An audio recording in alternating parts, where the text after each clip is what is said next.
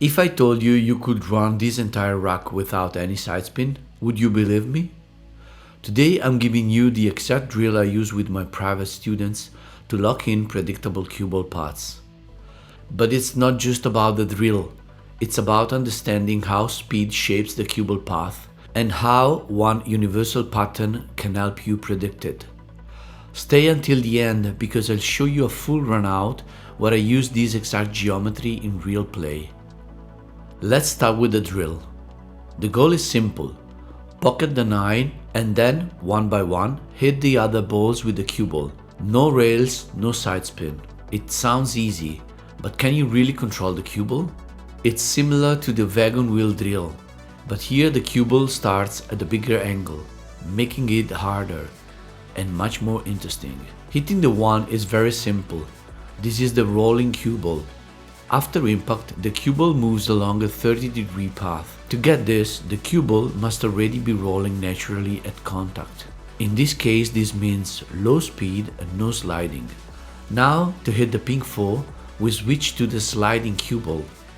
At impact, the cue ball must have zero rotation, no forward, no backspin. In this case, it moves along the 90-degree line with respect to the pocketing line.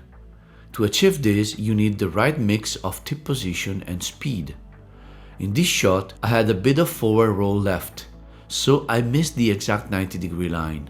Let me show you the same shot at different speeds. Notice this, as speed increases, I can use less low, because the cue ball naturally slides more at impact. None of these are perfect, but they are all very close to the 90-degree line. Now we move to the 8. Here we need maximum draw, but controlled speed. With a good draw, the cue ball comes back at roughly double the angle of the shot line. I actually overdid here. I got more draw than needed. Now for the 3. We need a bit of forward roll at impact. At low speed, there's almost no sliding after contact, so the path looks like 2 straight segments. But what happens if I increase the speed? The cue ball starts sliding more and moves towards the 90-degree line. We had more topspin such that when grip starts, we have more forward movement. Now, to hit the 2, we need even more topspin.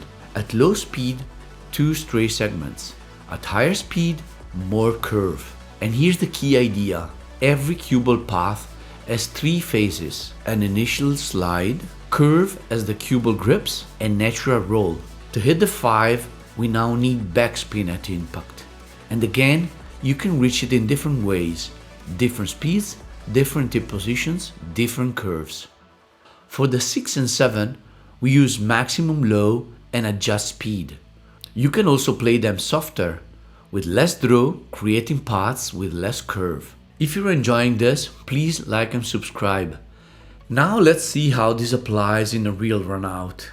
How do you actually use this at the table? I admit, I relied quite a bit on the 90-degree path here.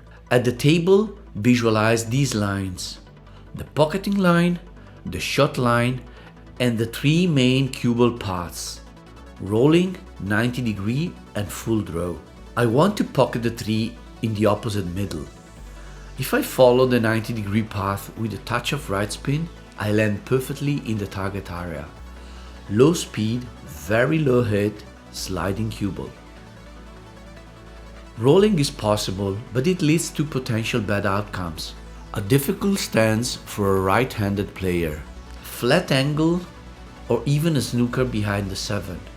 So I choose the 90-degree path. Firm stroke, center ball. Here, rolling and sliding are very similar.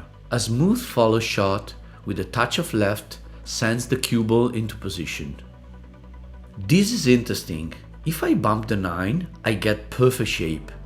Both rolling and sliding cue ball miss the 9. So what's left? A slight forward curve, just like in the drill. Small details, big difference. The correct shot is rolling with follow. But here I experiment. I reduce cue ball movement and go for a straighter shot on the 7. Not ideal, but it shows what's possible if you control the cue ball precisely. Slight angle, drawback to the right side of the table, big margin for the 8. Rolling cue ball to the table center. Maximum top speed ensures a forward curve even at medium speed. Out of 7 shots, I only needed spin on 2. Here are the key takeaways. The cue ball path can have 3 phases: slide, curve, and roll. Depending on speed, tip position, and distance between the cue ball and object ball, you'll see different combinations. Tip position and speed are not separate, they work together.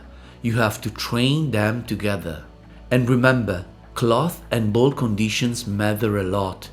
If you can, practice on different tables.